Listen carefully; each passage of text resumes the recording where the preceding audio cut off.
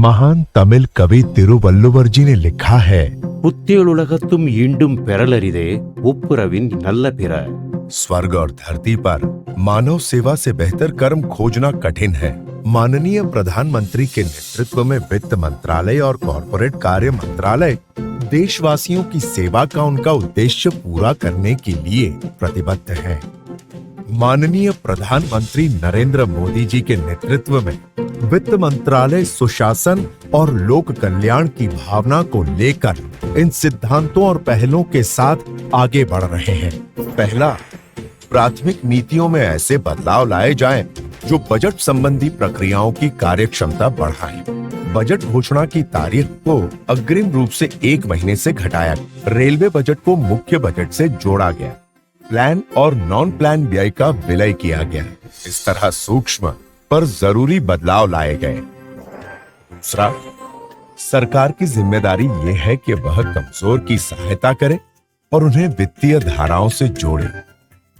इसी सोच ने आकार दिया विश्व की सबसे बड़ी वित्तीय समावेशन योजना को। जन धन योजना के जरिए करोड़ों देशवासियों के बैंक खाते खोले गए, जिससे जैम यानी जन धन, आधार और मोबाइल को एक साथ जोड़कर डीबीटी के जरिए करोड़ों खातों में सीधे लाभ पहुंचाया गया, जिसकी वजह से कोविड महामारी के समय राष्ट्र अपने नागरिकों की तुरंत सहायता कर पाया और हर एक देशवासी की सामाजिक सुरक्षा सुनिश्चित हो। इसके लिए कम प्रीमियम पर प्रधानमंत्री जीवन ज्योति बीमा योजना और प्रधानमंत्री सुरक्षा बीमा योजना का शुभारंभ किया गया। कमजोर वर्गों के लिए अटल पेंशन योजना शुरू की गई। तीसरा, काले धन और भ्रष्टाचार के लिए देश में कोई जगह नहीं है और माननीय प्रधानमंत्री ने समय समय पर इस पर जोर दिया। इसके लिए उन्होंने नोटबंदी का ठोस कदम उठाया ताकि देश से काला धन मिटे और देश की अर्थव्यवस्था नियमित रूप से बढ़े। आगे देश को काले धन के विरुद्ध लड़ाई में अंतर्राष्ट्रीय संधियों और नए नियमों का साथ मिला।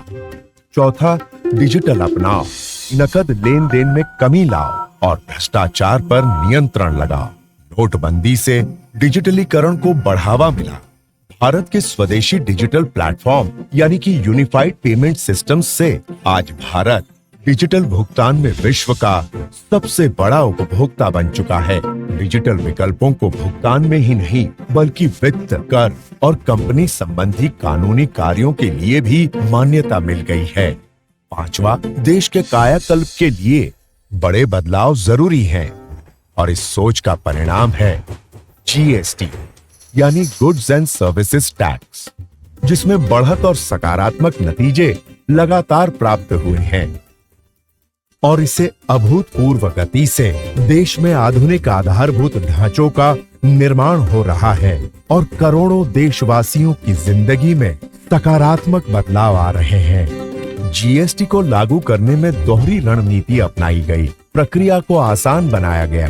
गैर जरूरी व्यय और धोखेबाजी पर नकेल कसी गई। नतीजा, टैक्स भागीदारी को बढ़ावा। छठवां, राज्यों की अहम भूमिका को सराहना और उनकी वित्तीय सेहत में सुधार लाना। केंद्र ने राज्यों का हिस्सा बढ़ा दिया। सातवां, मौजूदा संस्थानों को मजबूती और नए संस्थानों व सेवाओं का निर्माण। विकास और नियमों के दोहरे लक्ष्य को पूरा करने के लिए कई नई पहलें शुरू की गई। जब कोविड का प्रकोप फैला तब डर का माहौल था। ऐसे में व्यय कार्य को जरूरी सेवा के अंतर्गत लाया गया ताकि भुगतान में कोई बाधा न आए।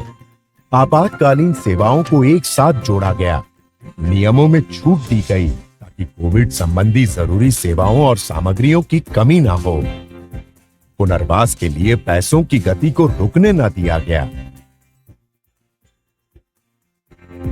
वैक्सीन निर्माण, खरीद और संचालन के लिए पूंजी उपलब्ध कराई गई।